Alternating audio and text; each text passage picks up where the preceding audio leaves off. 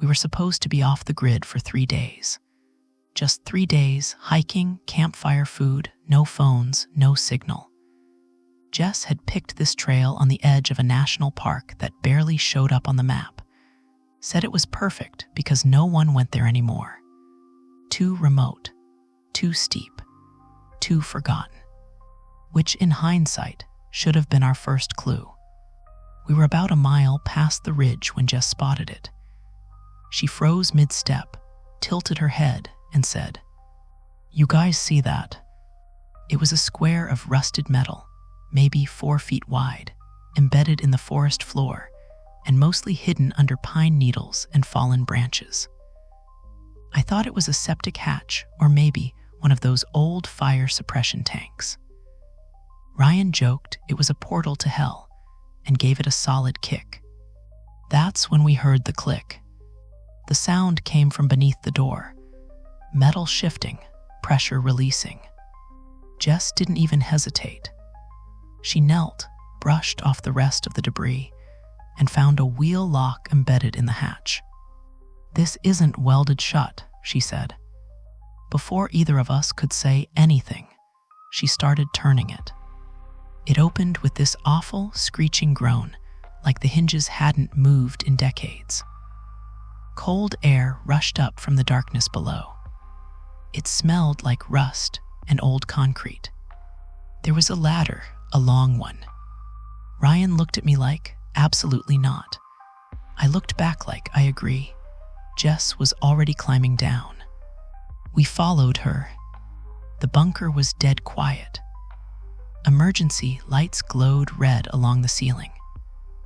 We passed through a narrow hallway into what looked like a control room, old switches, broken monitors, a coffee mug still sitting on a desk like someone left it there yesterday. That's when the terminal beeped. It was a clunky old thing. Big screen, mechanical keyboard, and a little printer built into the side. No one touched it, but it whirred to life, typed out something on its own, and printed a single line onto a strip of paper. Jess pulled it free. Rule 1, do not touch the red door unless the siren is blaring. She held it up, smirking. Guess we're playing a game now. We hadn't even found a red door yet, so we thought it was some kind of abandoned drill or maybe a prank. Like, maybe the military left old training stuff behind, and this was part of it. Then the next strip printed.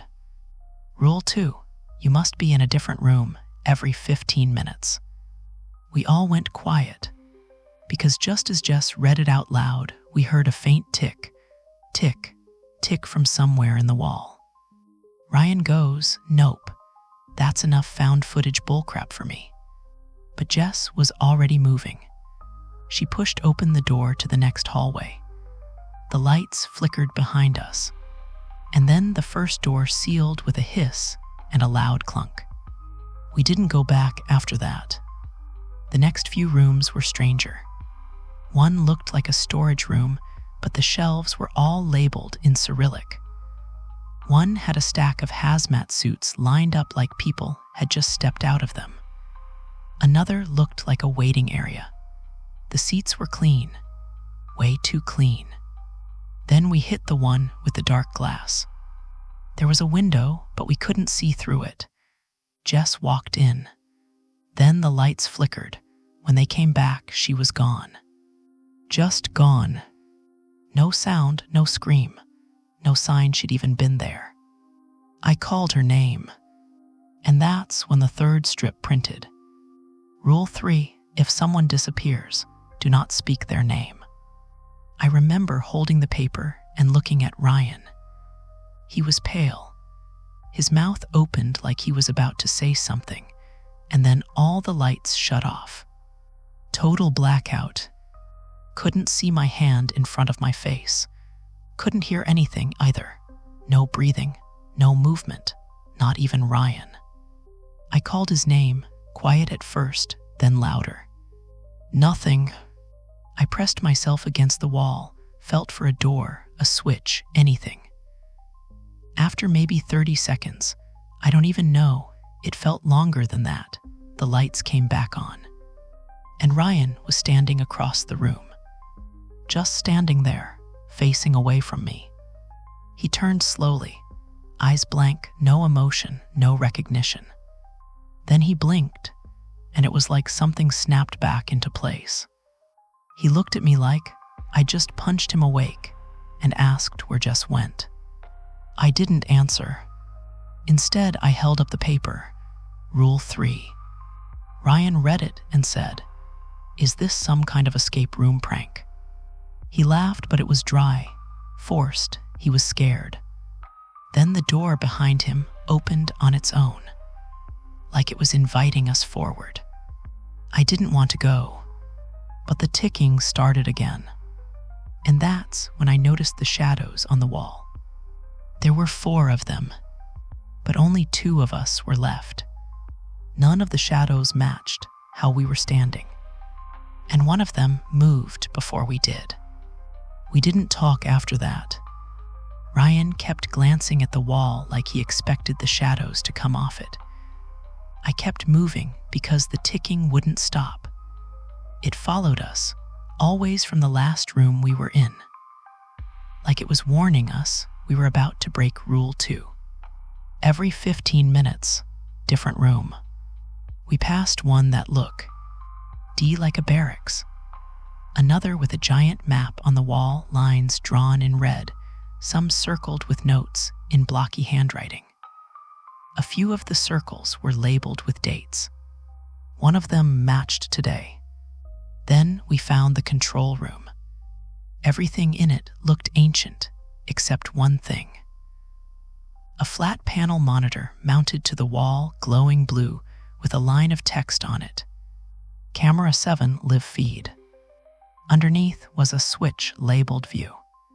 There was a strip of paper already printed and hanging halfway out of the terminal. Ryan grabbed it before I could. He read it out loud. Rule 4, do not watch the footage from camera 7. It does not show this facility. It shows where you are going next. I looked at him, he looked at the screen. And then he flipped the switch. The screen flickered. Static first, then an image formed. It wasn't this place. At least not any part we'd seen.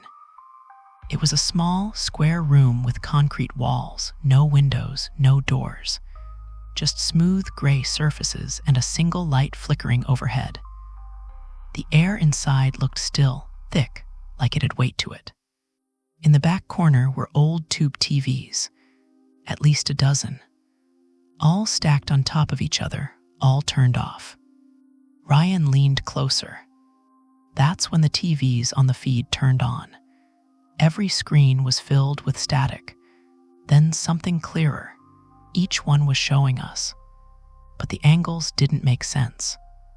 One shot looked like it was filmed from inside the wall, another from beneath the floor. Another had a slow zoom on Ryan's face, from an angle I swear we hadn't passed. A few showed us entering rooms we hadn't been in yet. Ryan didn't move, just stared, locked in. Then the feed changed. All the TVs on the wall in the video switched to a single image. Ryan sitting cross-legged in that same room. Same light, same walls. He was slack-jawed, blank-eyed, just sitting there like he'd been there for years. Then the real Ryan let out this breath, slow and shaky, and whispered something under his breath. I turned to ask what he said, but he wasn't looking at the screen anymore. He was looking at me. No expression, no confusion, just watching. The screen went black. The hum in the room stopped. The printer whirred. I turned back and pulled the paper. Do not enter the same room twice. Ryan didn't react. He just turned and walked out through a door that hadn't been there before. I didn't want to follow him. The door he walked through wasn't on any of the blueprints we'd seen posted in the halls. It was smaller, narrow, rounded at the top like an old freezer door. but the ticking had started again. So I followed. The room on the other side was labeled 5A. It was empty. No furniture, no monitors, just a single overhead light and a square of linoleum tile in the center. Everything else was concrete. Ryan stood in the far corner, facing the wall. I said his name once. No response. I didn't say it again. Instead, I stepped into the room, and the door sealed behind me with that same mechanical clunk. The tile in the center shifted. It slid back like a hatch, revealing a square hole about the size of a manhole cover. Just a black void. No ladder, no bottom I could see. Then I heard movement. Something scraping from inside the hole. And Ryan, without turning around, said, "Don't stand on it." His voice sounded normal, but the way he said it, like he wasn't warning me, like he was reciting it. Another rule. I backed away. A second later, a new strip printed from a slot near the ceiling. I hadn't even seen it before. Do not stand on the floor tile after it opens. Then a second line printed right beneath it. One of you already has. I stared at the hole. Nothing came out, but I kept hearing that scraping, like something pacing just below the surface. Ryan hadn't moved. I edged around the walls, keeping as far from the center tile as I could. There was no other door, just the one we came through, now sealed shut. The air was getting colder. Then Ryan turned his head slightly, like he was listening to something I couldn't hear. He said, "I don't think I'm the right one." I asked what that meant. He looked over his shoulder real slow and said, "I think I came out wrong." Then he smiled. It wasn't his smile. I don't know how to explain that, but I knew. It was too wide, like his face forgot where it was supposed to stop. His eyes didn't blink. His lips didn't move right. And then the door behind me opened again. I didn't wait. I bolted through it and slammed it shut behind me. When I looked back, the room was gone. The hallway was different now, longer and dimmer. And a new rule was waiting on the wall, taped there like it had always been. Do not trust the one who comes back different. The hallway curved. It hadn't done that before. I walked for what felt like 10 minutes before it opened into a wide room. It looked like a cafeteria, folding tables, serving windows, trays still stacked near the back. Everything was covered in a thin layer of dust, except for one table in the center. That one was clean.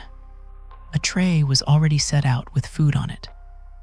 Mac and cheese, steamed broccoli, a plastic cup of fruit cocktail, all steaming hot. I didn't touch it. There was a rule taped to the chair. Eat only when you're alone. Speak to no one while chewing. I didn't feel alone. I couldn't explain why, but it felt like someone was already sitting across from me, just out of frame, just out of sync. I backed away. The lights overhead flickered once, then again. The food tray changed. 1 second it was untouched. The next, the mac and cheese was half gone. The fruit cup was empty. A spoon clattered to the tray like someone had just dropped it. I turned to leave. That's when I saw Jess.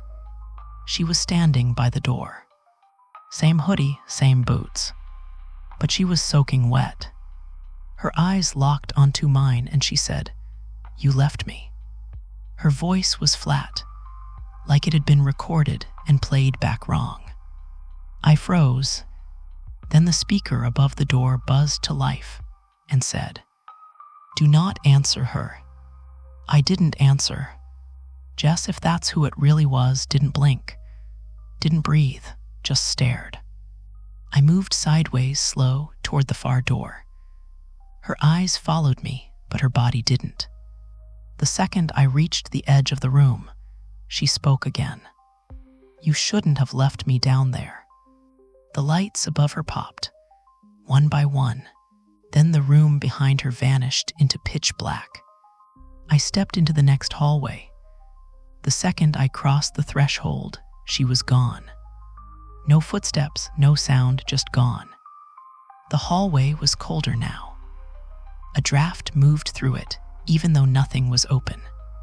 There was another terminal halfway down, bolted to the wall. As I approached, it clicked on and printed two things. Echo protocol active. Impersonation is now permitted. I didn't know what that meant, not really, until I passed a mirror. There weren't supposed to be mirrors down here, but there it was, bolted crookedly to the wall. The glass was dusty, warped. My reflection stared back at me. Then it smiled. I didn't. After the mirror, nothing looked right anymore. The hall started repeating. Same peeling wall decal. Same dead light buzzing in the same rhythm. I passed the same scuff mark 3 times in a row before I stopped. I tried going back. It led me to the same place again. A door marked maintenance kept showing up no matter which hallway I took. The first time I opened it, it was a supply closet. The second time, it was a long metal corridor filled with identical lockers. The third time, it was the cafeteria again. Same tray, same food, still warm. And Jess was already sitting at the table. She looked up at me and smiled. I didn't move, I didn't speak. She picked up her fork and said, "Come sit, you haven't eaten." I turned to run and ran straight into myself. I hit the ground hard. The version of me I'd collided with didn't even look surprised. She knelt down next to me, tilted her head, and whispered, "You're taking too long." Then she stood and walked into the cafeteria like nothing happened. The door sealed behind her. I was alone again.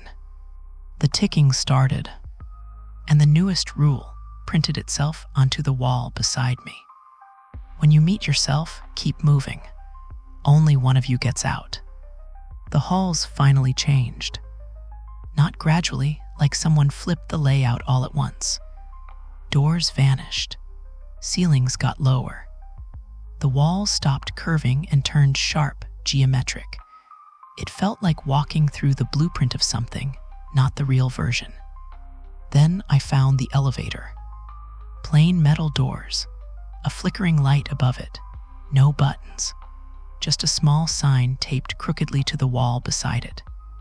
"This is your exit." And beneath that, in smaller print, "Only one may enter. The others must wait. Do not open the doors again."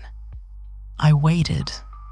I wasn't sure for who or for what, but my chest felt tight, like I was being timed. Then I heard footsteps, slow, measured, coming from behind. I turned the corner and saw Ryan. Except it was Ryan. He looked the same, but everything about him felt copied. His smile held too long. His blink came too late. His footsteps echoed a half-second off, like the sound wasn't syncing up. He pointed to the elevator and said, "You first." I didn't move. He said it again, like a recording skipping. "You first." Then the printer beside the elevator buzzed to life. "Final rules. If the others reach the elevator, you waited too long." I didn't run. I walked, past the copy of Ryan, past the flickering light, right up to the elevator doors. He didn't stop me. He just stood there, still smiling, still off. The elevator opened on its own. Inside was nothing but smooth walls and a single touchscreen, glowing blue. It didn't show a floor number, just a question. Did you follow the rules? Below that, 2 options. Yes. No. I stood there for a long time. I wanted to ask what counted. If doing my best was enough. If hesitating disqualified me. If watching. The camera 7 feed was a trap from the start. I didn't get an answer. The screen didn't blink. It didn't change. I looked over my shoulder one last time. Ryan was gone. The hallway behind me didn't lead anywhere anymore. Just blank white walls stretching off into nothing. So I reached out, and I pressed yes. The elevator didn't move, but the screen did. A new message replaced the question. You may leave, but you won't remember the way back. Do not try to find this place again. Next time, you won't be tested. The doors closed, and that's the last thing I remember.